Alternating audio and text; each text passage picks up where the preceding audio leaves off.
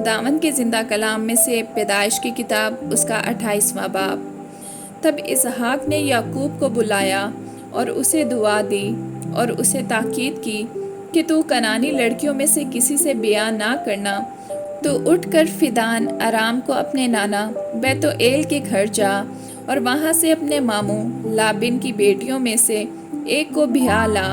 اور قادر مطلق خدا تجھے برکت بخشے اور تجھے برومند کرے اور بڑھائے کہ تجھ سے قوموں کے جتھے پیدا ہوں، اور وہ ابراہیم کی برکت تجھے اور تیرے ساتھ تیری نسل کو دے، کہ تیری مسافرت کی یہ سرزمین جو خدا نے ابراہیم کو دی تیری میراث ہو جائے۔ سو اسحاق نے یعقوب کو رخصت کیا اور وہ فدان ارام میں لابن کے پاس جو ارامی بیتوئیل کا بیٹا اور یعقوب اور عیسو کی ماں ربکا کا بھائی تھا گیا۔ پس جب عیسو نے دیکھا کہ اسحاق نے یعقوب کو دعا دے کر اسے فدان ارام کو بھیجا ہے تاکہ وہ وہاں سے بیوی بیاہ کر لائے، اور اسے دعا دیتے وقت یہ تاکید بھی کی ہے کہ تو کنعانی لڑکیوں میں سے کسی سے بیاہ نہ کرنا، اور یعقوب اپنے ماں باپ کی بات مان کر فدان ارام کو چلا گیا۔ اور عیسو نے یہ بھی دیکھا کہ کنعانی لڑکیاں اس کے باپ اسحاق کو بری لگتی ہیں، سو عیسو اسماعیل کے پاس گیا اور مہلت کو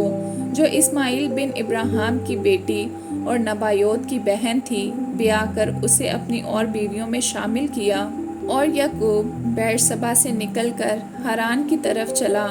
اور ایک جگہ پہنچ کر ساری رات وہیں رہا، کیونکہ سورج ڈوب گیا تھا،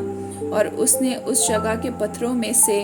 ایک اٹھا کر اپنے سرہانے دھر لیا اور اسی جگہ سونے کو لیٹ گیا۔ اور خواب میں کیا دیکھتا ہے کہ ایک سیڑھی زمین پر کھڑی ہے اور اس کا سرا آسمان تک پہنچا ہوا ہے، اور خدا کے فرشتے اس پر سے چڑھتے اترتے ہیں، اور خداوند اس کے اوپر کھڑا کہہ رہا ہے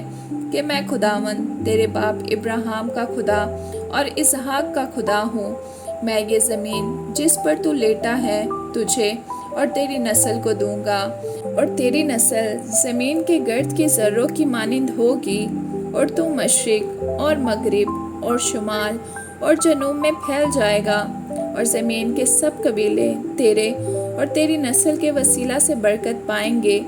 اور دیکھ میں تیرے ساتھ ہوں، اور ہر جگہ جہاں کہیں تو جائے تیری حفاظت کروں گا، اور تجھ کو اس ملک میں پھر لاؤں گا، اور جو میں نے تجھ سے کہا ہے جب تک اسے پورا نہ کر لوں تجھے نہیں چھوڑوں گا۔ تب یعقوب جاگ اٹھا اور کہنے لگا کہ یقیناً خداوند اس جگہ ہے اور مجھے معلوم نہ تھا، اور اس نے ڈر کر کہا یہ کیسی بھیانک جگہ ہے، سو یہ خدا کے گھر اور آسمان کے آستانہ کے سوا اور کچھ نہ ہوگا۔ اور یعقوب صبح سویرے اٹھا اور اس پتھر کو جسے اس نے اپنے سرہانے دھرا تھا